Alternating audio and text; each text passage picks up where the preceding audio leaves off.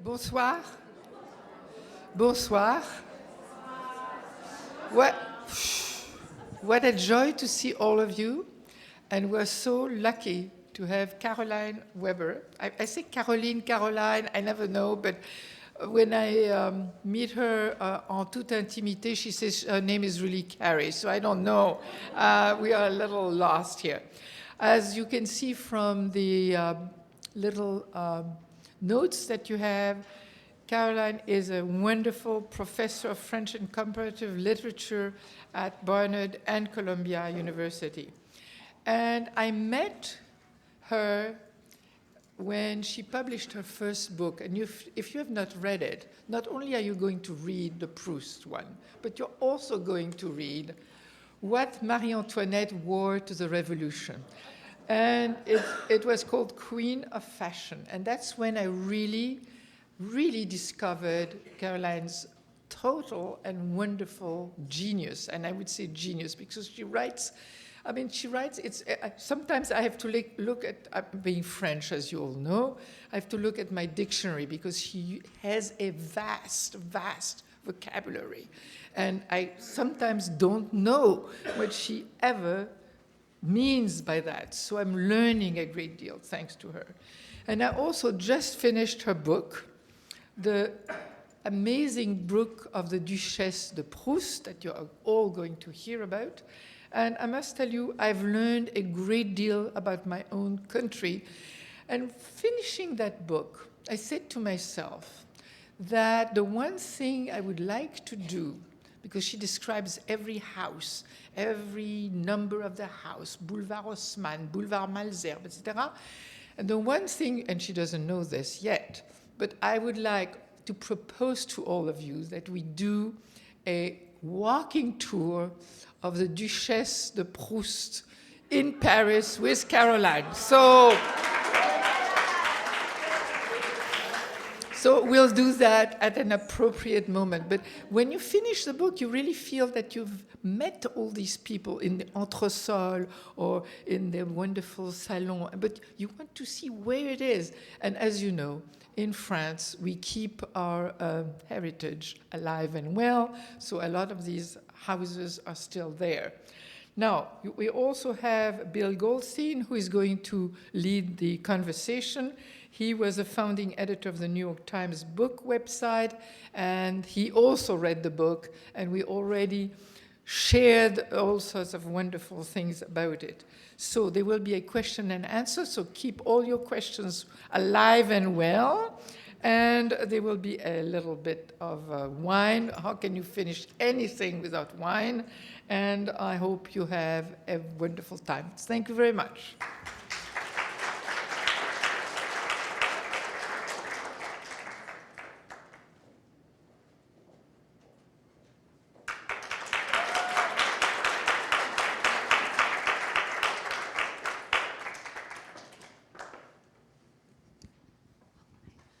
First of all, so hi everyone, and hi. And That's Caroline. Oui, c'est moi. I'm Caroline. This is Bill. Thank you all so much for being here tonight. And Marie-Monique, thank you so much for that generous introduction. I feel like talking about the words that you don't recognize, given how intelligent and sophisticated you are, is not really a good book sales pitch for Proust Duchess. I could offer a glossary. On the other hand, I think that a walking tour of Paris is a great sales pitch, and I would very much like to get involved in that somehow. So please keep me in mind. Thank you so much for having me here. And to me, it really means a lot to be here, especially because this is where I got to present my last book for the first time, and that was a very long time ago now. So thank you for having me back, and thank you to Bill Goldstein for joining me. My pleasure. Yes. Thank you for being here, and thank you for your introduction and for having us. I mean, this is such a beautiful room. I said, I hope we're not distracted by the light. I mean, it's just so unusual to be in a room this beautifully lit by natural light and to be giving a talk. We're usually subterranean or something like that. Oh, right. Yeah, so, for sure. Yeah. So when we get to the Marquis de Sade, we'll descend to the subterranean depths. Shutters. But we won't be there physically. So I loved the book, and as a person whose first language is English and who can read a modest amount of French. There were no words that I was confused by, but then luckily you translated all the French into English for me, so I'm very grateful for that. So I want to get to begin with, the two parts of your title, Proust and Proust's Duchess. And so Proust's Duchess, if you'll explain who this character is in Proust. I mean, I think we all know Proust at least, even if we haven't read him, was the author of In Search of Lost Time, a vast novel that at least we know about the Madeleine that brings back his childhood. But the Duchess is less focused on as the center of In Search of Lost Time. Yeah, no, and actually this never happens. I never have the slide that I need when I need it, but I'm actually thrilled that you asked that question in particular, because I wrote this book about the 3 real-life models for one composite fictional character in Proust, the Duchess de Guermantes. Proustians in the audience will know, but I hope that you don't find that you would have to be a Proustian to like this book, because it's really a story about the relationship between classes, between and among classes in Paris at the turn of the century, at a time of tremendous political and social change. And well, I'll just interrupt. I think that one of the ways in which this book is very accessible is that you don't have to have read In Search of Lost Time because Proust hasn't written it yet. So that's right. Yeah, this is before he was Proust. It's behind the music, or whatever the version of that would be for literature. But anyway, so it's basically my book follows the earliest years of Proust's life, which are also the earliest years of In Search of Lost Time, and those years are roughly the 1870s to the 1890s. Proust was born in 1871, a generation younger than these 3 women who were the queens of high society in Paris throughout the last decades of the 19th century. And Proust, like his alter ego Marcel, the narrator of In Search of Lost Time, became captivated as a young man by these women who were representatives of a class, or who belonged to a class that he thought he would never make his way into because it was so exclusive and it was so elite. And the class was known variously as the monde, the great world, the gratin, the faubourg Saint-Germain, even though all of these women and Proust himself all lived on the right bank around the faubourg Saint-Honoré. And Proustians will know that Proust has a funny meditation on that it's like transubstantiation in the Catholic Church, that how does the heart of the faubourg Saint-Germain cross Paris to the right bank, and how does the aristocracy wind up living on an opposite bank from the one it's associated with. But the big story here is really the story of an outsider's fascination with a world that is elite, it is famously, legendarily elegant, and it is dying. 1870, a year before Proust was born, marks the beginning of the Third Republic. It was the third time in France's history since the Revolution of 1789 that France had stopped being either an empire or a monarchy and had turned itself into a republic. And what that meant for members of high society was that the government did away with the political and financial privileges of the hereditary elite, of the nobility, who were the kind of bread and butter of this faubourg, this upper class. And so this was a world where, even though the people and the nobility were allowed to continue using their titles as courtesies, their titles didn't correspond to anything anymore of real political or economic weight or value, except whatever they had managed to hold on to that they had inherited. And there are a lot of great castles in the book, and a lot of great real estate. So there at least is that, which is fun. But what's really interesting about this class at this time, and the reason that these women really wind up exerting this tremendous fascination on Proust, who belongs to the bourgeoisie, is that the aristocracy effectively becomes a legend in its own time at the very moment when it's dying, having lost political privileges, having lost its economic edge, seeing itself sort of outpaced in every professional area by a very motivated, hardworking, and increasingly rich bourgeoisie. The nobility retreats into this position of, we define elegance for France, we define good taste for France, we define ancient grandeur, historic grandeur that goes back thousands of years, we define all that for France. And amazingly, that doesn't sound like that would necessarily be something that would grab us today until we think about something like a royal wedding, where everybody gets really excited again, and the coats of arms, and which crown is she going to wear. And that kind of, those sorts of issues and those sorts of concerns became essentially the definition and the raison d'etre of the aristocracy in the late 19th century.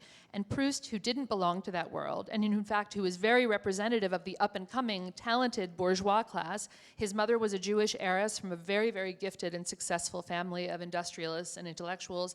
His father was a self-made petit bourgeois from the provinces whose father had had a little grocery shop in a provincial village, who became one of the most important doctors, surgeons, and public health officials in the late 19th century in Europe anywhere. And so Proust was from this family that was very upwardly mobile, very successful, and the tragedy of his young life from his point of view is that his parents weren't aristocrats. And it would be so much better if his parents were a little bit stupider and a little bit less motivated, but if they had some really great coat of arms that they could paint on their carriage doors, and that they had some really great fancy people that they were related to back in the Middle Ages, and incredible family lore connected to feudal times, or the Merovingian kings, who were the earliest kings of France. So this kind of legend of a very grand, very ancient, very illustrious, and inward-looking aristocracy is something that paradoxically took off in a moment when that class was dying. And Proust essentially was one of countless people of his generation and the generation above him who really fell in love with and really kind of bought hook, line, and sinker the notion that the nobility still really was something of a different and special and superior essence, even if it no longer had any concrete political powers or anything like that that would have set it apart. So, yeah. Well, so the Duchess de Guermantes in the novel exemplifies all of this, although right. Over the course of it we also discover that she, to coin a phrase, has feet of clay. I mean, but the women that you write about, I mean, I think it's very interesting the point you make that your book seeks to redress really a historical imbalance about these three women, and soon we'll show them to you.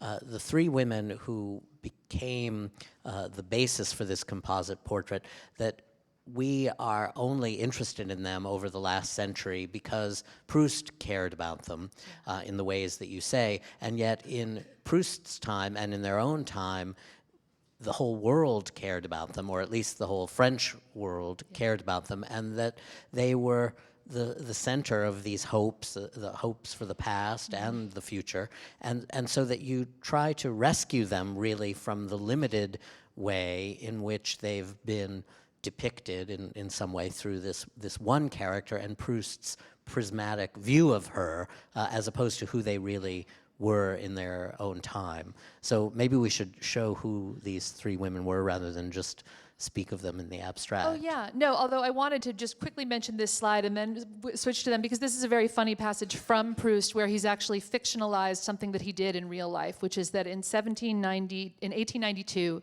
when he was 21 years old, he spent somewhere between a few weeks and a few months stalking one of these three women around the Faubourg Saint-Honoré, and he would wait outside her house every morning and wait for her to leave, and he'd kind of walk along behind her, and she was very athletic and he really wasn't, so it was sort of a struggle some days for him to keep up and follow her around Paris, until one day she turned around, and she always ignored him. She never deigned to notice him, and one day she turned around and yelled at him, and it was this kind of crushing moment. And the narrator of Proust's novel, Marcel, kind of undergoes a similar stalking phase in his early 20s following the Duchess de Guermantes. And the reason I wanted to emphasize this slide is that that the narrator compares his sort of frenzy of excitement and anticipation and awe and reverence as he's waiting to see the Duchess on her daily round. He compares himself to some kind of little starstruck fan waiting outside the stage door for an autograph. And so I think what's built into that metaphor or that comparison is this idea that these women were the celebrities of their time. They were the superstars. And Bill is exactly right that everything they did seemed to be of kind of earth-shattering importance, at least to a certain class of French people, middle and upper middle class French people who were curious about that world and wanted to somehow fantasize about being a part of it, even if they hadn't been born into it. And so this idea that they were superstars is really essential. And and so here are the three women, and I'll talk about each of them, I think, a little bit tonight. I hope we'll get to all three of them. But one of the really essential things to think about in this connection is just the fact that Proust died in 1922 when he was 51 years old. All these women were older than he was. They all outlived him. And the great sort of irony of history and the way things happened, and it really is a continuation of this story of the rise of the talented, merit-based middle class and the demise of a hereditary, kind of indolent and elegant aristocracy, is that the only account anymore of these three women and who they were has now been filtered through the massive and deserved success of Proust's colossal novel, which is arguably the greatest novel. Certainly, I mean, people can argue with me about Balzac or Tolstoy, but it's one of the greatest novels of all time.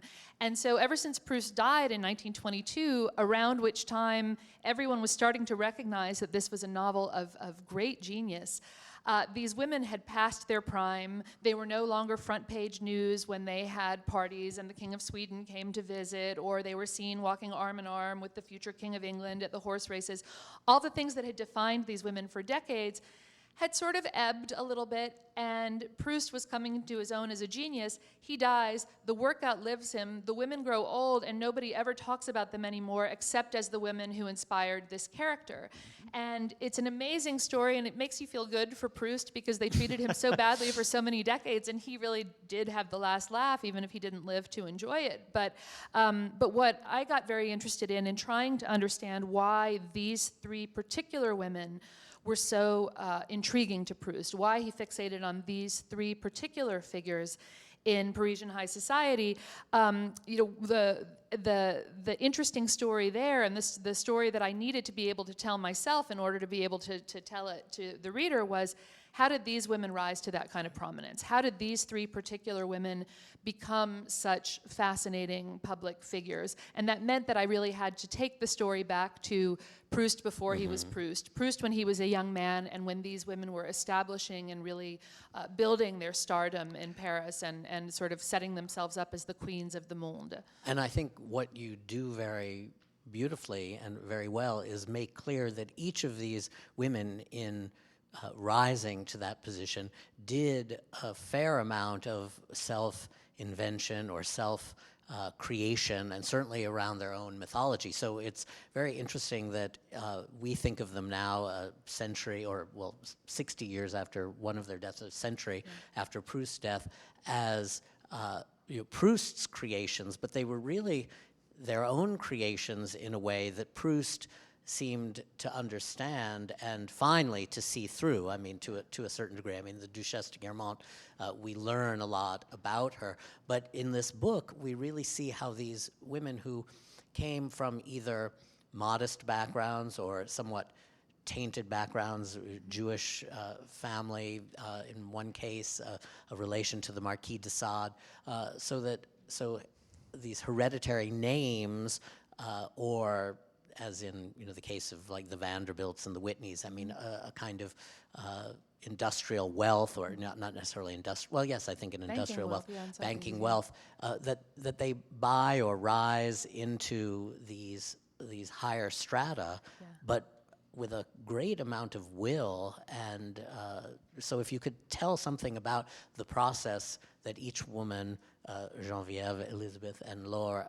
undergo, I mean, the way they make themselves into these avatars, to these celebrities. They sort of begin with that idea and find the means to do it, rather than have the idea once they're somehow ensconced and see an opportunity. No, that's really right, Bill. And I think that, and this is something that, and I mean, and I love Proust. I love that novel so much. I could read it forever. I do read it. I have read it forever. I do read it forever.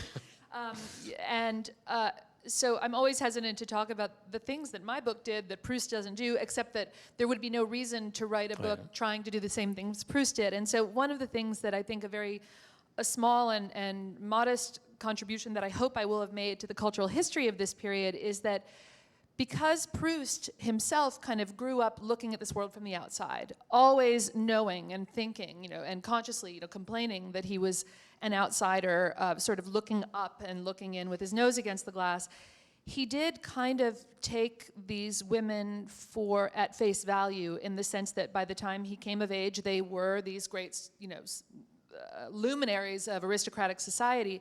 And what the novel doesn't really talk about is the way in which, and what I really try to talk about in this book, because it's so specific to these three women's stories and to me so interesting and so modern, is that these women effectively weren't just born into the position of the queen of aristocratic society. In the novel, the Duchess de Guermantes, we're told from the beginning, the Guermantes are the oldest, in Proust's novel, not in real life, but in Proust's novel, the Guermantes are the oldest and grandest family of the nobility of the sword, the kind of ancient hereditary nobility that dates back to the Merovingian kings. They're older than most of the royal dynasties in French history. They're so grand, they're so elite, and the Duchess de Guermantes is a Guermantes both by birth and by marriage. Guermantes is her maiden name and her married name, and being married to the Duc de Guermantes, she's married to the chief of the head of the family. And so the Duchess de Guermantes in the novel has this position that's rock solid, that's pre-given, and that is a function of over 1,000 years of hereditary privilege. These women all, as you say, none of these three women actually had that kind of position in French society. And so even though they're coming into aristocratic society at this moment that I described, when the nobility is kind of trying to close ranks and insist on its hereditary grandeur, they are all kind of, to varying degrees, they have kind of dubious claims on true aristocratic grandeur, and yet they are, perhaps for that very reason, because they're slight outsiders, each for different reasons, which we can talk about, they see the opportunity that there is to appeal to an audience other than just their fellow aristocrats. You might say, oh, well, yeah, Laure de Sade, it's really too bad that your great-grandfather was a pornographer, and therefore we would really rather not have you at most of our parties. Or Geneviève Straus, yeah, it's too bad that everybody in your family, including you, is Jewish, and we'd rather not have you.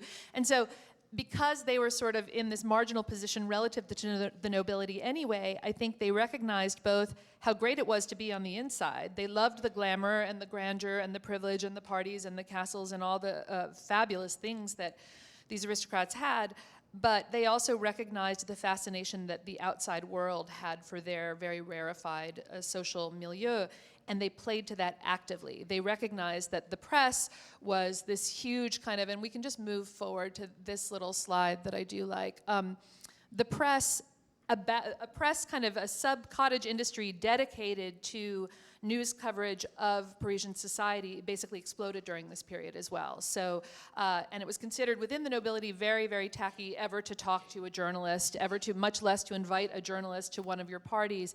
All three of these women started leaking details of their parties and their costume choices and their genealogy if they wanted to kind of pump up one side of the family tree and play down another.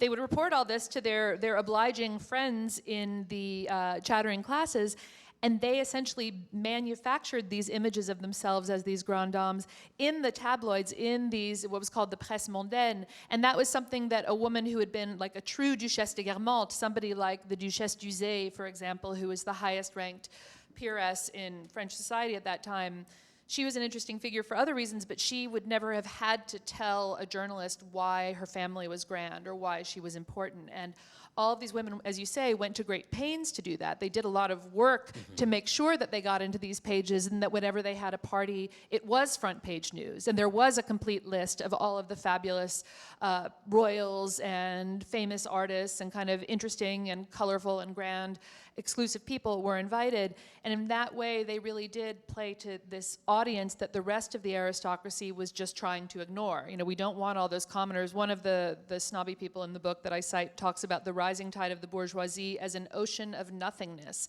And then one of the terms that I found that I'd spotted once in Proust and never knew what to make of, but that is used quite frequently by women, by people in this world in the aristocratic world for the bourgeoisie, is the losers club. The idea that these people were just, you know, kind of little commoners standing along the side of the road and staring at us when we go by in our carriages. And the women in my book really did, even if they weren't particularly kind about the Losers Club, they recognized that the Losers Club was a really big and growing audience, and that if they appealed to that world and made themselves important in those strangers' eyes, it would carry a different kind of value than the kind that just went with, oh, I have this and such a rank in kind of a noble hierarchy at a particular party. Well, you make it very clear in the book that each of these women was extraordinarily intelligent and artistic.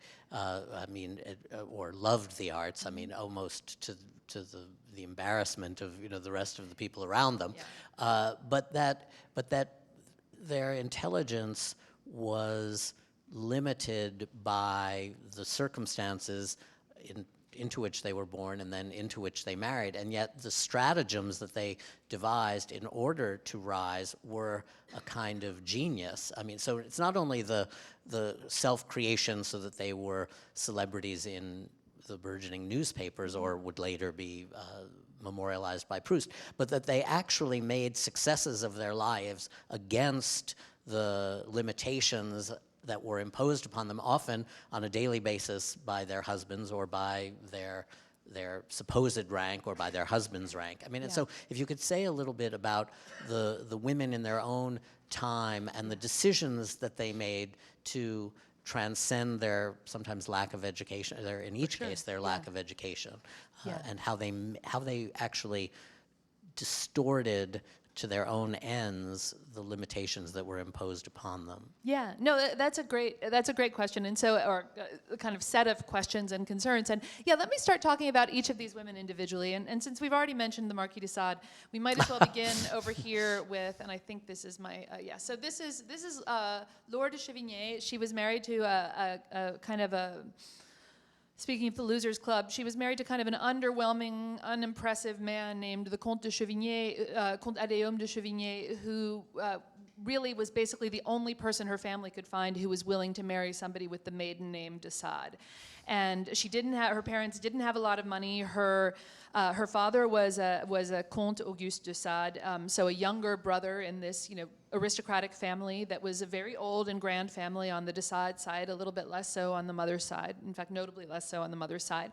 But so there was this pride in their pedigree that the de Sade. Although you make it even clear that a less mésalliance,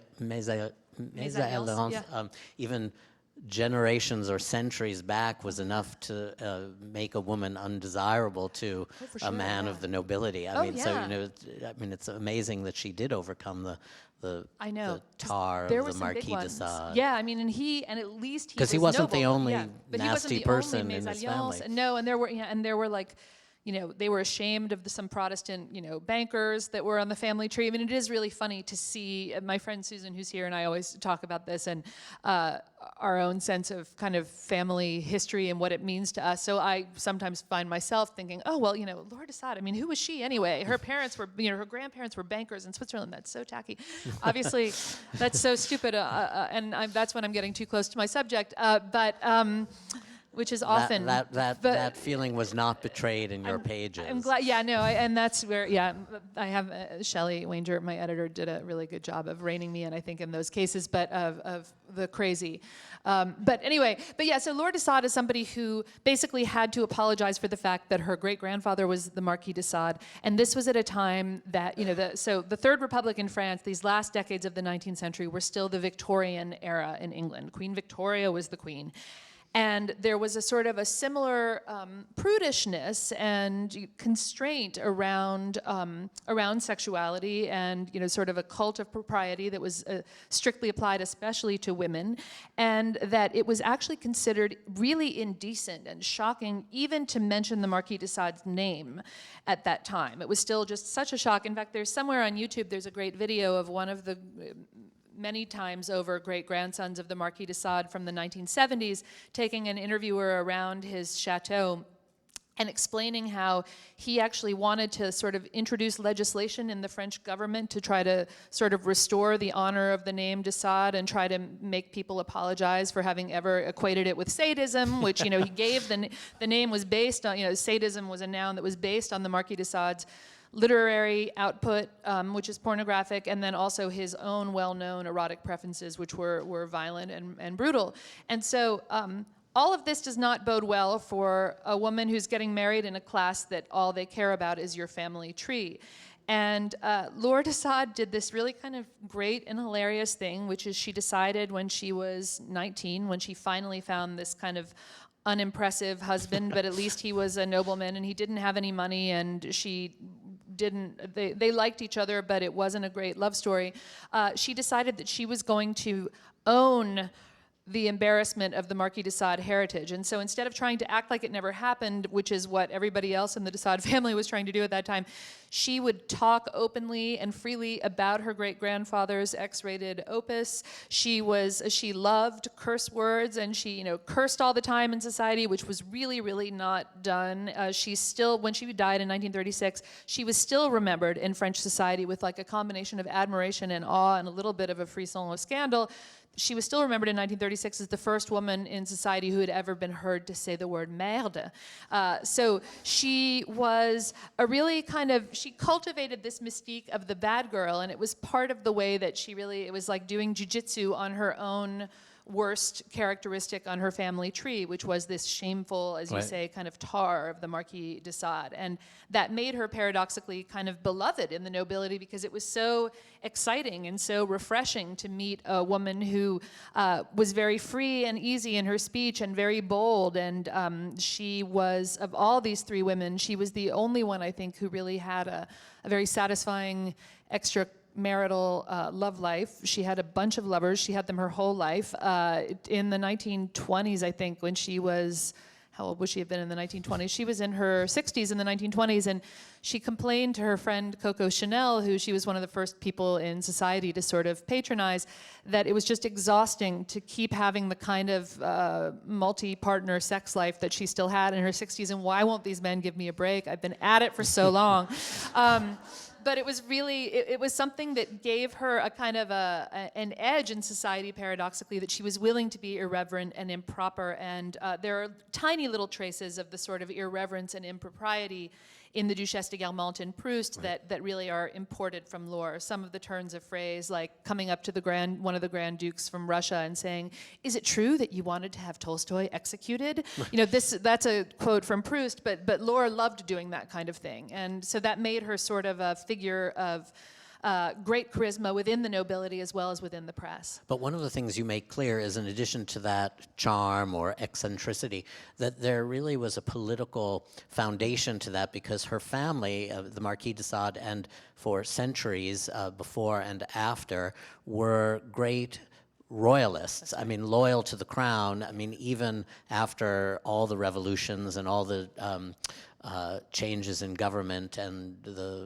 so hoping for the Bourbon restoration, and her husband was basically a knight in the king in waiting's or the prince in waiting's home in Austria. So I think the political, in addition to her individuality, even though she's moving away into modernity, there is this way in which her modernity is founded in the divine right of kings, even if the divine right of kings in France doesn't exist anymore. And so that, I think, explains something about her allure, certainly in her own time, but also to Proust. For sure, yeah, because Proust loved, and those of you, again, who know Proust know that he was so in love with this kind of the myths and the legends of feudal times. And there are these beautiful analogies that he uses when he talks even about how the name Guermantes, which in real life wasn't an ancient aristocratic name from feudal times, it was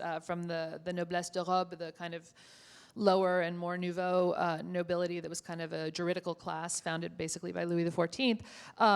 But that the Guermantes, the name Guermantes was like a crumbling tower, at sunset, kind of, in the middle of an ancient field in France. That there was this fantasy, of that, and that was intricately and intimately bound up with the divine right of kings. And so, Laure does have this kind of great, if doomed and pointless political side too, which is that she decides also that she's really going to make much out of the fact that the one kind of impressive thing about her husband from an aristocratic point of view is that he has this kind of job as the second secretary of an exiled Bourbon pretender living in Austria in this kind of miserable tiny schloss that's now a post office building, and she went there with thrones are basically and the chairs thrones are like this. wooden chairs that are that just look like not anything that anybody would be proud of to have in their house, and yet there was this whole kind of skeleton crew of courtiers who were still enacting in so the Third Republic had been declared in 1870.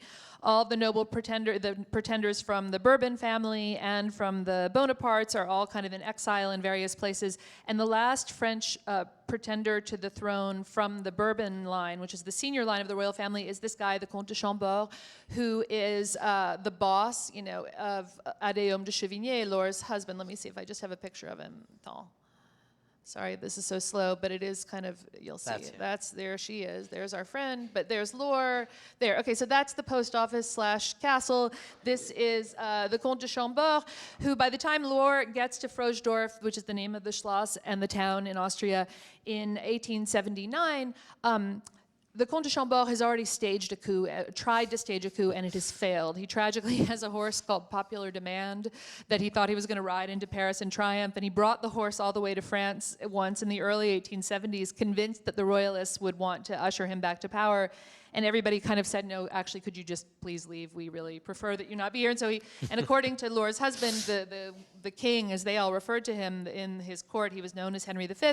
The king cried all the way back to Austria, brought back his horse Popular Demand, and basically died in exile. And Laure and her husband were part of his retinue for the last several years of his life. And so when he died, Laure, with her great kind of self-mythifying impulse, and with a literary, coming from this literary lineage, she got back to Paris and turned herself also into not only the kind of female version of the Marquis de Sade, who's so shocking and fun and edgy, but also that she is the last representative of an ancient and august royal line, that by proxy somehow she is now as close as anyone is ever going to get to the late Henry V.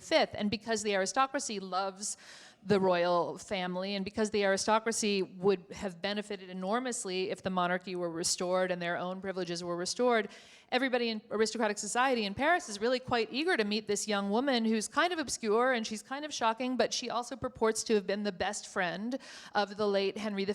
So yeah, she plays, as you say, to both this kind of modern impulse and also to this very kind of mythologizing impulse about the sort of legend of royal grandeur and Bourbon supremacy, and she carried that around with her for the rest of her life. So, yeah.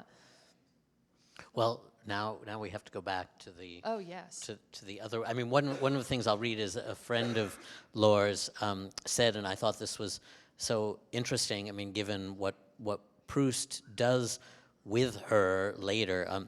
Laure had a special ability to impose a poetic vision of herself on those around her, to reimagine herself, as a new and fabulous character, and to project that character, her double, so to speak, on the public imagination. Mm-hmm. So, I mean, you give a really good sense of why Proust would want to be following her around. Yeah, and, No, and that she was the one who really did inspire this kind of like fanboy, crazed worship in the 21-year-old Proust when he was following her around the right bank and she wanted nothing to do with him. So, so she's one great sort of self-made character, and as you say, she made herself, and as I think I say maybe somewhere early in the book, that she made herself into a character long before Proust came along and did it, and that is something that's the main thing I think that these three women had in common. And so candidate number 2 for contributing to the Duchess de Guermantes is Elizabeth Greffulhe, who was known as, and this is a line that's used by Proust about the Duchess de Guermantes, she's the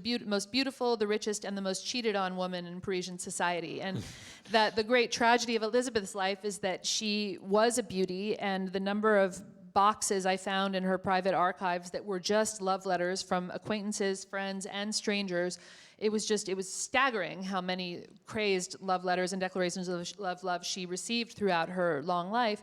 And that she saved them and all. that she saved them all. I mean, it was, and some of them were even transcribed by her secretary. So it was like, well, today my hairdresser told me that I was the most beautiful woman he had ever seen, and then she would have her secretary write it down, and it would be dated. So she was also collecting this as kind of to shore up some sense of self in the face of what was a very humiliating marriage. She married this incredibly rich and believed to be a very handsome member of aristocratic society. The money was enormous. The title was somewhat new, like 70 years old. She did come from this very old grand family on both sides.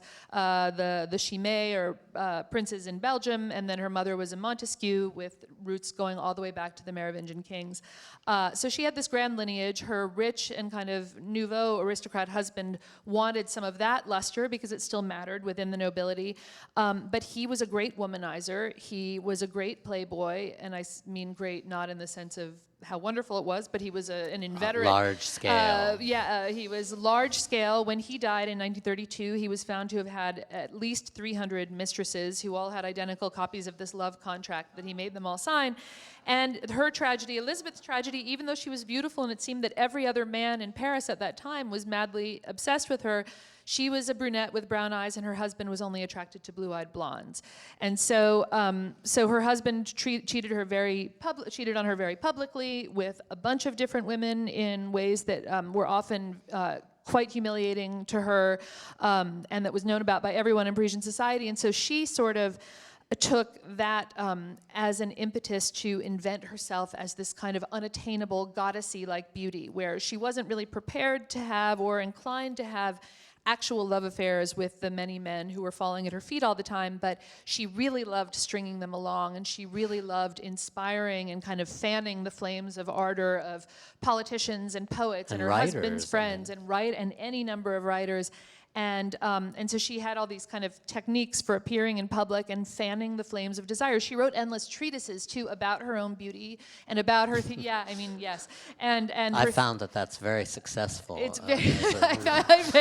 yes, this is very successfully described by me, and so with kind of self-praising notes to herself about how great what she's written was, but that she had all these kind of elaborate theories that wouldn't have been out of place in some places in Proust's novel, where he talks about how prestige is founded entirely on a fantasy. It's founded on this idea that I can't attain what it is that is so appealing and alluring to me. And she had this little treatise that she wrote in 1892 called Aperçu sur le prestige, and she said, prestige et réalité imaginée. Prestige is imagined reality, and that's as good a formula as any I know of in Proust for how he talks about how he's obsessed with the Duchess de Guermant's prestige until he gets to know her, and then he sees the feet of clay. And so she was very interested in theorizing this dynamic and into making it work for her in terms of enhancing her public stature to compensate for being the most cheated on woman in Paris. So she would choreograph these kind of elaborate public appearances at the opera or the theater or at parties where she'd walk in very late,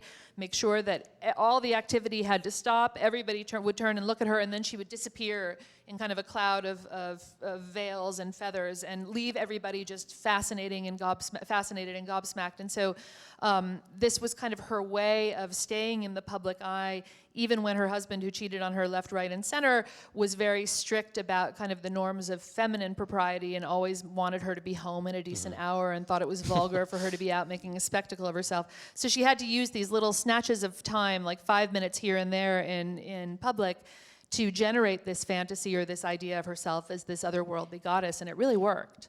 Well, one of the interesting things about her is the way she, as well as the others, and we'll speak about Geneviève, in a moment, kept Proust in his place. I think one of the things that we misunderstand about Proust as the author of In Search of Lost Time is we have his observational powers over the course of 3,000 pages, but that he was really looking at this world from a distance. And you make very clear, especially with Elizabeth's, I think, insults to him, that he was not part of this world, and the chance that he had to observe it was really from the sidelines of the sidelines of the sidelines. And if you could say something about her at-homes and her salons, how those worked. Yeah, so all of these women, one of the other things that kind of was paradoxically very old-fashioned and very modern was all of these women also had these very prestigious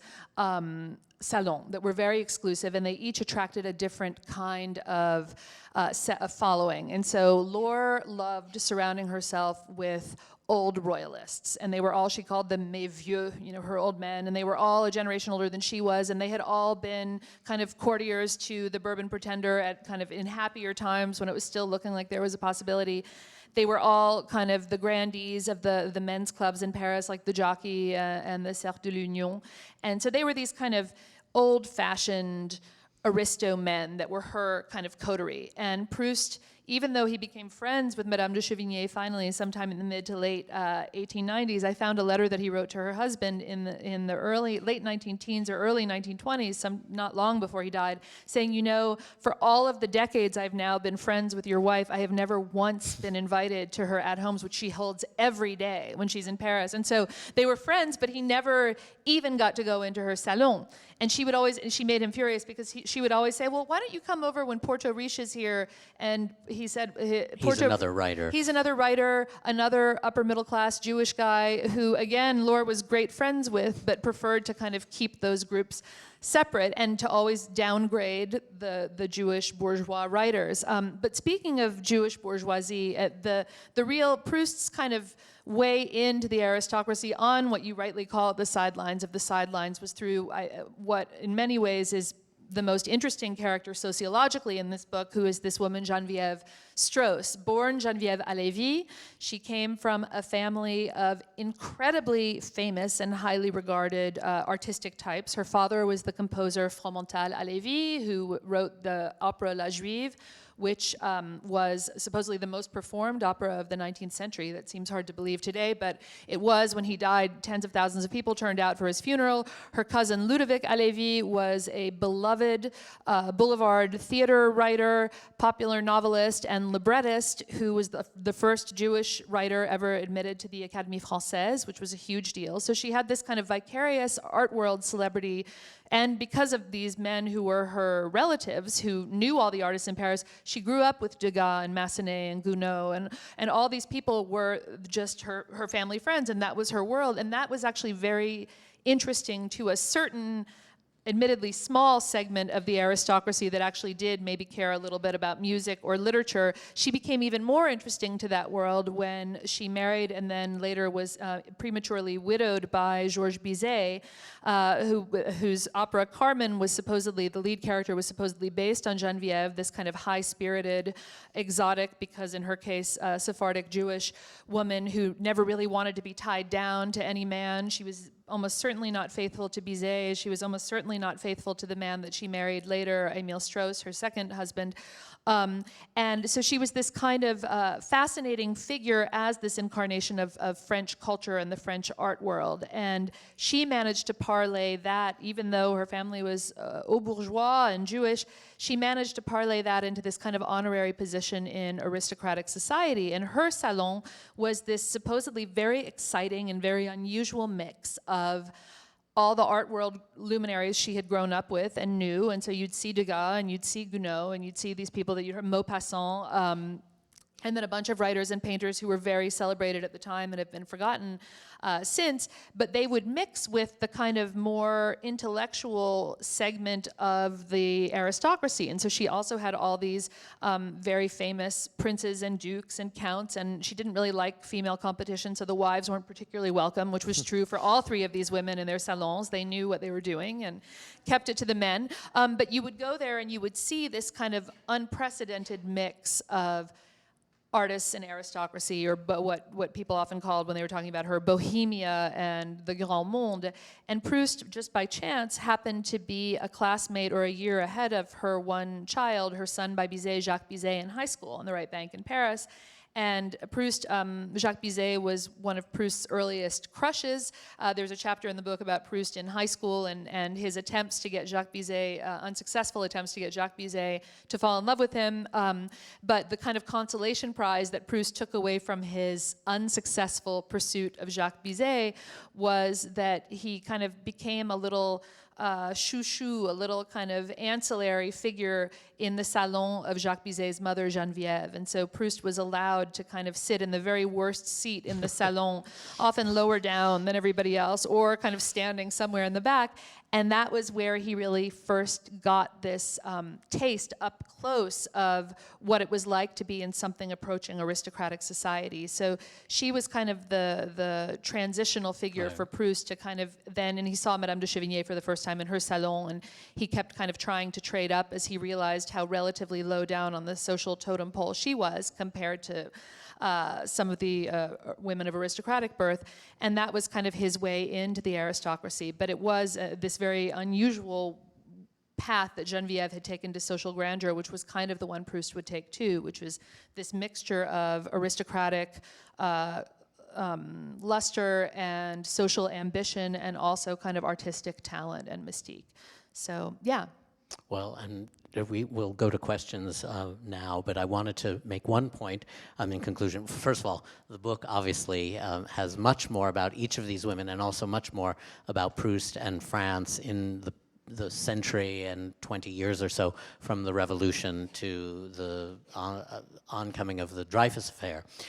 So it's a real history of France in that time. But one thing I think is interesting, just for New Yorkers, is that one of the artists who most beautifully encapsulated who Elizabeth Greffulhe was, and whose works were in large measure burned after her death by her husband, or even before her death by her husband, is an artist named Helleu, and I pronounce it Helleu, and he is the person who painted the ceilings of Grand Central Station.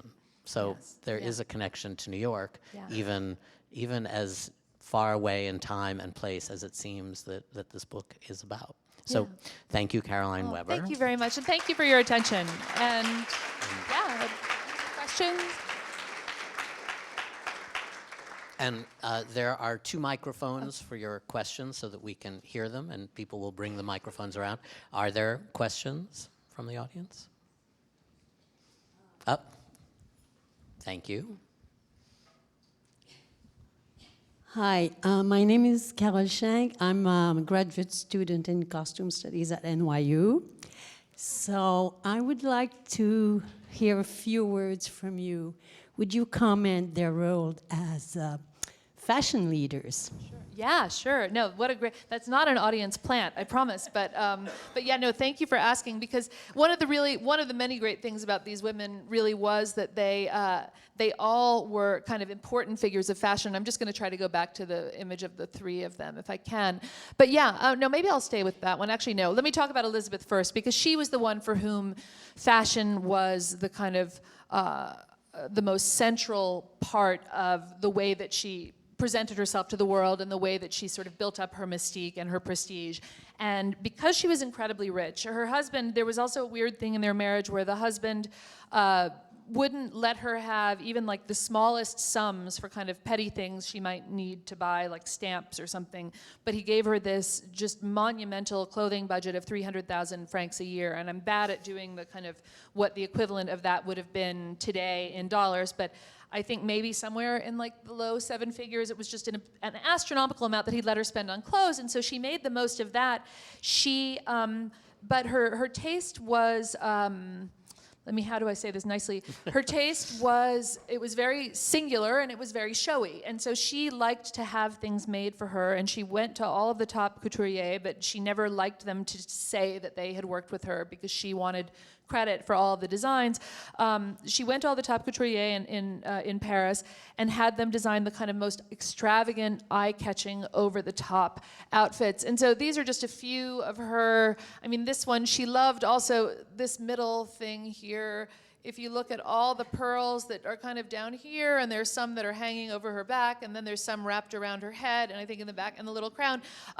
The fan there is gigantic. This is actually one of my favorite of her outfits, but it's because she didn't have it made. This was an outfit that had belonged to an ancestor of hers. She was a great-granddaughter of Madame Tallien, the great salonière from after the Reign of Terror, from the Directoire Paris, and Madame Tallien was the great fashion icon of her time, and and was known for wearing these really kind of extravagant, eye-popping ensembles and ruby rings all over her toes and 20 bracelets on each arm. And Elizabeth found in the attic of her family's castle at Chimay in Belgium, she found this outfit that had belonged to her ancestress. Oh, I'm so sorry. I don't know where I just did what I did. Oh God, now I turned it off. I can't. Anyway, whatever, how do I do that? Let it live in your imagination. I know, no, yeah, the reality is, anyway, so yeah, there is, so that's her wearing Madame Tallien's outfit, and, but she really, every time she went out, it was this kind of public event, and her costuming was a big part of it. She also benefited from the fact that the aristocracy loved costume balls, and so she really went all out when it came to designing costumes for these parties. And one of my favorite examples that I give in the book of her sort of way of getting attention in this very calculated, fashion-based way is that there would be themes to a lot of these costume balls, and one of them in 1883 was called the Peasant Ball, and another woman, the Princesse de Sagan, who in Parisian society was about a decade older than Laure and Elizabeth, and fancied herself kind of the reincarnation of Marie Antoinette. She basically built the Petit Trianon and the Hameau. She rebuilt them in the gigantic garden behind her house in the Faubourg Saint-Germain. And she invited everybody to come and kind of like little milkmaid, Marie Antoinette and her friends going to the Hamlet at Versailles, those kinds of little simple outfits with wooden clogs and little kerchiefs. And Elizabeth found, and I'm sorry I don't have it here, Elizabeth found a portrait of the Duchess de Bourgogne, who was the most beautiful and beloved great-granddaughter by marriage of Louis XIV. And this portrait from 1709, where the Duchess de Bourgogne, who was a great beauty, who died in her 20s and would have, if her husband and she had lived, would have been Queen of France.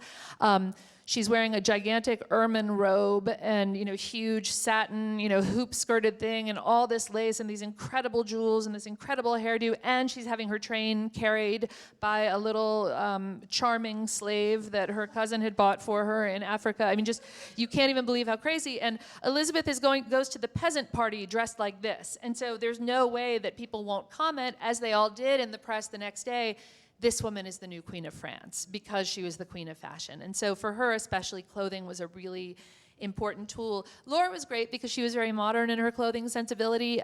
She didn't sit for photographs or paintings nearly as often. Nobody sat for photographs or paintings as often as Elizabeth did. But Laure really loved kind of sporty, utilitarian clothing. She was a great athlete. She loved to ride. She loved to shoot.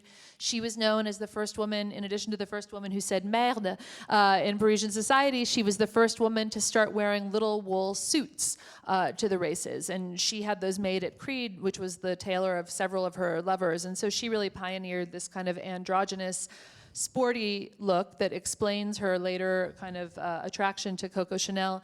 And then Madame Straus is kind of the most fashion victim-y of them all. She sort of loved the trends and had got a lot of money, especially when she married this second husband whom she didn't particularly love, Émile Straus, who was rumored to be an illegitimate child of Baron James de Rothschild, one of the richest men in the world. Geneviève was always buying the newest thing, and she loved polka dots and stripes, and but her kind of signature in fashion that I was most interested in, and that I talk, I think, quite a bit about in the book, is that her celebrity really in the public imagination in Paris, even before she was taken up by the aristocracy as kind of an honorary member of their set, her celebrity really was born of the sudden death of Georges Bizet and the fact that she was known to have been the model for Carmen. And Bizet died 3 months after the premiere of Carmen, which had been a bomb. It had been a total disaster. Nobody liked it. And Bizet died of was probably some kind of a heart episode a few months later. But then a few months after that, all of a sudden people started posthumously realizing that Bizet was a great genius, that Carmen was one of the greatest operas anybody had ever heard, and all of the kind of revived interest in and excitement about Bizet and Carmen was centered on Geneviève. So even though Geneviève, when her husband died, had most likely been carrying on a secret affair with one of his best friends, to whom she became secretly engaged right after Bizet died, she really played up the Bizet's widow angle of things, and she really became known as the Veuve Bizet or the Widow Bizet, and she wore mourning kind of black widow's weeds for several years after it was necessary to wear them, just to remind everybody all the time that she was the Bizet widow. Even when she was planning to marry another guy, she was still wearing the black widow's weeds. She posed for a famous portrait, which I probably probably have somewhere here in Widow's Weeds. That portrait makes an important appearance in a novel by Maupassant that was supposedly inspired by Maupassant's unhappy love affair with Geneviève.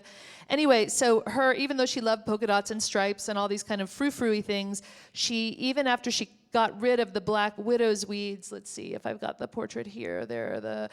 So over here, that is, and I'm afraid I'm about to turn something off again, but that's the portrait of her and her widow's weeds. She stuck to a palette of black, white, gray, and mauve. And white, gray, and mauve were the colors of half mourning that she kind of, usually would wear as a transition back to colors, but she stuck to that palette for the rest of her life. And those colors were a constant reminder whenever she went out in public that she was the widow of the great genius Bizet. So she really worked at that perception of herself, and clothing was really essential in her kind of ability to communicate wordlessly with a public that she wasn't necessarily talking to, who she was and what her claim to fame actually consisted in. Thank you so much. Oh, yes.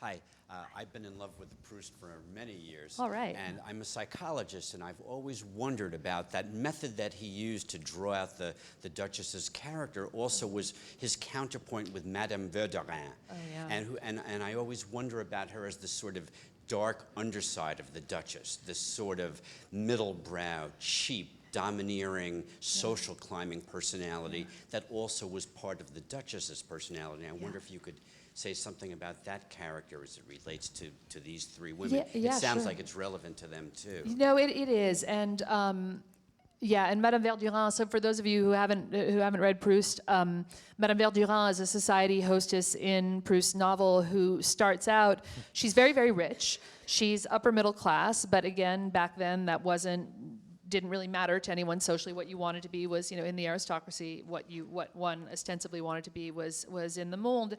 And Madame Verdurin, over the course of Proust's novel, I won't spoil it for those of you who haven't read it, but she undergoes this tremendous social ascent thanks to just really her doggedness and her pushiness, and she is intelligent, and she knows how to manipulate people. And it is said that a fair amount of Madame Verdurin comes to Proust from Geneviève Straus, in particular, from the widow Bizet, the middle class, rich one.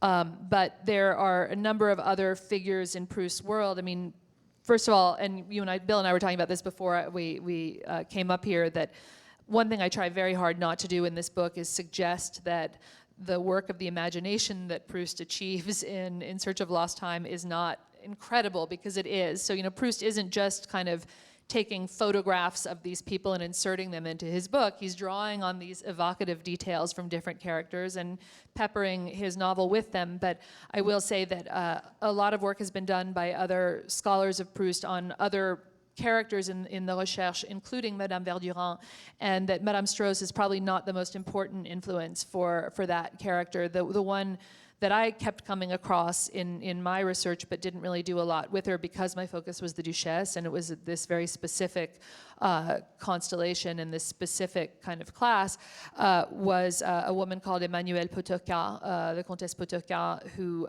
was known to her followers as the patronne, the boss, which was also the name for Madame Verdurin. She was eaten by her greyhounds or Afghan hounds or something in the end, so she didn't have the same kind of glorious triumph that Madame Verdurin gets at the end of the Recherche, but she's an interesting figure. But again, the book is already very long, and I couldn't go into all the other things. So yeah, come and talk to me at drinks. I'll tell you everything about. Well, not everything. I'll tell you anything else, though, you might want to know. One thing you do say in the book, I mean, not about Madame Verdurin, but is that there was, on the one hand, the law of the monde, I mean, the invisible force that kept it together, but then also what Proust recognized was its grubby underside. So I think that might be reflected in the division of the two characters. Yeah, that's exactly right. And that the grubby underside, as we were talking about before we went on, is also for him, it's, sexuality too is a huge aspect of that, and that Proust really was, I think, fascinated with Madame de Chevigné by the fact that she was a descendant of the Marquis de Sade. De Sade and Baudelaire were incredibly important writers for Proust, and in both of them, what he really loved and was drawn to was this kind of relationship between sexuality and cruelty. So So that's a big influence, and that's another place where Madame de Chevigné kind of casts a long shadow, somewhat, in fact, quite unintentionally on kind of the Proustian creative enterprise. Other? Yeah. Can I Yes, just ask a quick question? Sure. I wanted to steal Marie-Monique's idea and think if you could just give us a little, brief walking tour of Paris, where sure. they lived, and Yeah. if their world kind of Gosh, intertwined yeah. or not. I wish, in fact, in the book, there's a color map of the right bank from the 1880s that I found and bought somewhere and that we reproduced. But it was too small for me. I wanted to actually see if I could mark it up by hand and show you who lived where at different times. But one of the amazing things about this story, and it's one of those kind of fun things to think about if you just think about someone like Proust, who we now think about as, one of the great literary geniuses and gods and everything, as just somebody who lived in a neighborhood and who was going to be interested in the people that he saw in his neighborhood too. So I think there's a lot, in addition to the fact that these women did a lot of work to project themselves into the mirror of the public imagination, and the quotation that Bill read from my book is one where I'm commenting on that phrase that's used by another one of their contemporaries, the Princesse Bibesco. So these women, in addition to just projecting themselves into the mirror of the public imagination, they all also live basically for their entire adult lives and for Proust's entire adult life within about a 10-block radius of each other. And so it's all in this very kind of concentrated area in the Faubourg Saint-Honoré.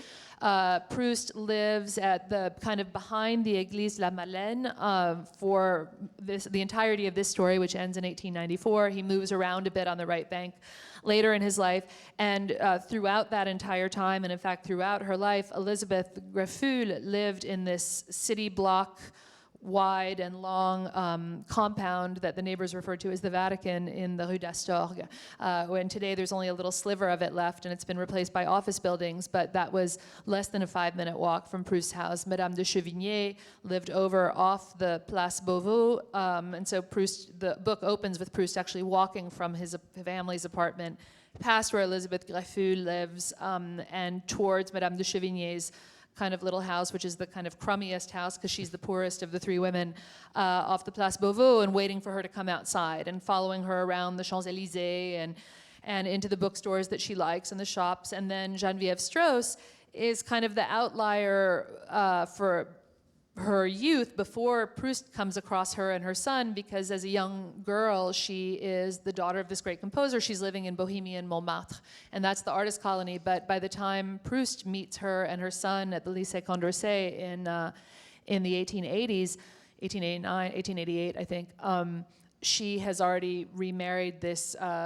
very rich lawyer, rumored to be a Rothschild illegitimate offspring, called Emile Strauss, and they live in the Boulevard Haussmann, right at the Place Messine, and so not quite the Faubourg Saint-Honoré, but not quite the Plaine Monceau, and that there's another scene about halfway through the book where I describe Proust walking from his apartment to her apartment, because it's fun to get a sense of Proust sort of moving through space in that way. But if you look at the map, and if I could have had a much larger version of the map that we reproduced in the book, I would have loved to mark it up, because you really would have seen, it would be a very short walking tour, in fact, that we could do, which is an advantage, because then we could eat lunch or go shopping or do something else. But it's amazing that it's all kind of and all the other people too. So the English ambassador, Lord Lytton, I found out, was actually secretly trying to have an affair with 2 of these women at once, and they didn't know about it. But the English embassy is right in the middle of all of it too. And Georges de Porto Riche, this bourgeois Jewish author that Madame de Chevigné was friends with but never invited over to meet the aristocratic members of her salon, he lived right next door to the English embassy, and he used to follow Elizabeth Greffulhe to church every Sunday at the Madeleine and leave these anonymous love poems for her there. So which is a whole 2 chapters of the book, so get excited for that. But anyway, so it's all this very kind of tightly concentrated geography, and that's one of the things that I think is really fun too, that when Proust, as a writer, talks from the point of view of Marcel, his alter ego, and the Recherche about, it's so strange that the aristocracy, which we associate and we call the Faubourg Saint-Germain, how is it that in fact all of that is really over here, right in my neighborhood on the right bank? But Proust was picking and choosing his version of the Faubourg Saint-Germain based on what was locally proximate to him on the right bank. So, yeah. So we have time for one more question. Okay,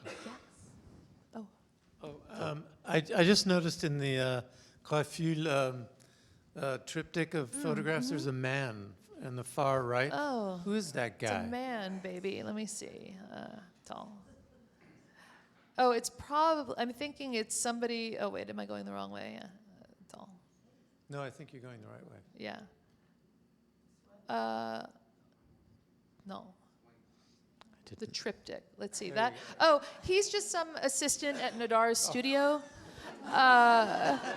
He looks so furtive and Yeah, well, interesting. you know what? That's such a great catch. And in fact, there was always a furtive man behind her somewhere or other. So in fact, maybe it wasn't an assistant at Puerto Rico's studio. Maybe it was one of the people who wrote these thousands of anonymous or signed love letters. But yeah, she posed a lot for Nadar, and in fact, she supposedly got an apprenticeship in Nadar's studio. So she was very interested in photography. But the furtiveness is a great detail. Maybe on that, yeah. And anybody who knows Proust and likes Proust knows that the furtiveness is always where the real action is in the book. And I try to kind of capture some of that in this book with just all the secrets and the things that were happening behind these facades. So thank you for your attention. Well, on that note, Yes. thank you. And I'm over I think here. we're going to have some wine available and also books, and they go very well together, wining and signing. So thank you very much.